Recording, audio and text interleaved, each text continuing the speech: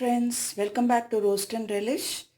Today I am going to prepare a popular South Indian dish called vada curry. It's a very good side dish for idli and dosa. Let's see how to do this. The required ingredients are 1 cup of chana dal. I have soaked 3 to 4 hours and washed and kept it ready. 4 medium-sized onions chopped nicely. 2 medium-sized tomatoes chopped nicely, ginger garlic paste, ginger roughly cut chopped into small pieces 1 teaspoon, 1 cup of mint leaves, green chilies 5 numbers, saunf, cinnamon sticks, cloves and bay leaf for seasoning and oil for frying.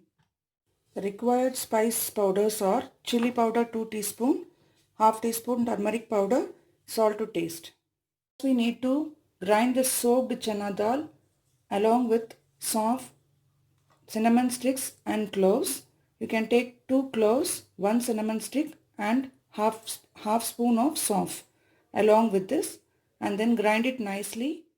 After grinding it, we can add the onions, ginger and green chilies chopped into it.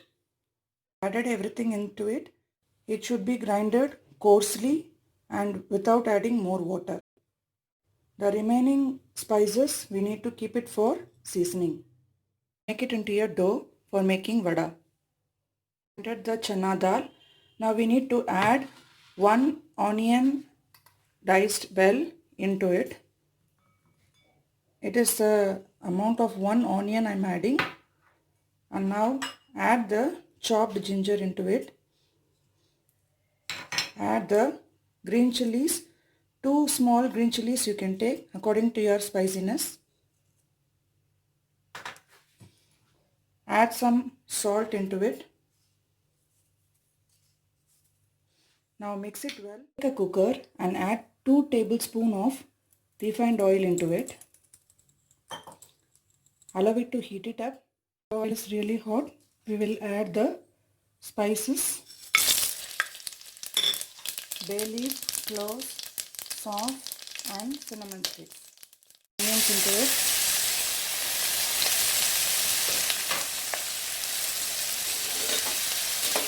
Fry it nicely. Fry till the raw smell goes off. Now it has changed color. We will add the ginger garlic paste.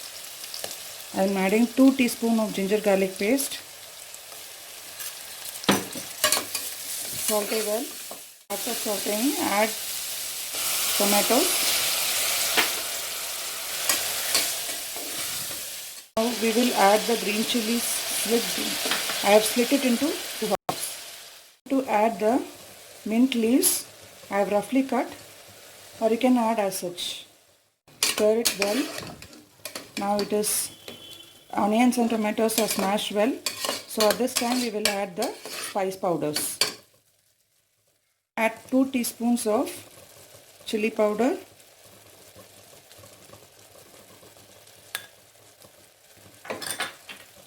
Add turmeric powder.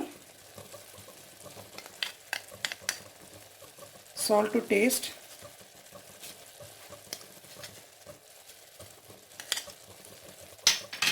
And stir it well. Stir it well.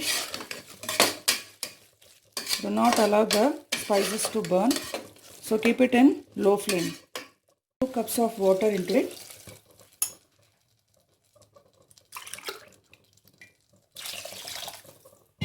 I am going to close this and cook it for 3 whistles.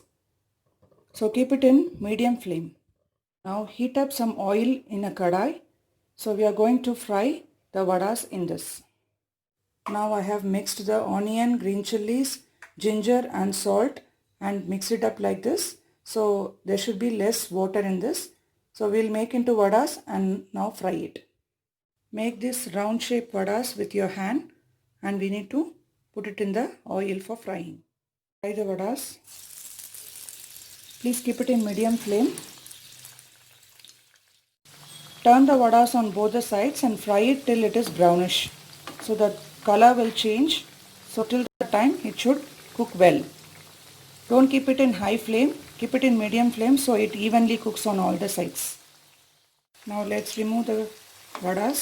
It's almost done. So this is enough for vada curry. So there are two methods to add this vada into the vada curry.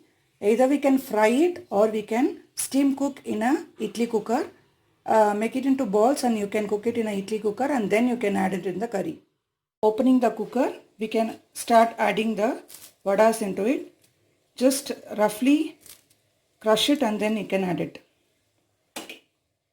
Nearly 5 to 6 vadas we can add according to your taste.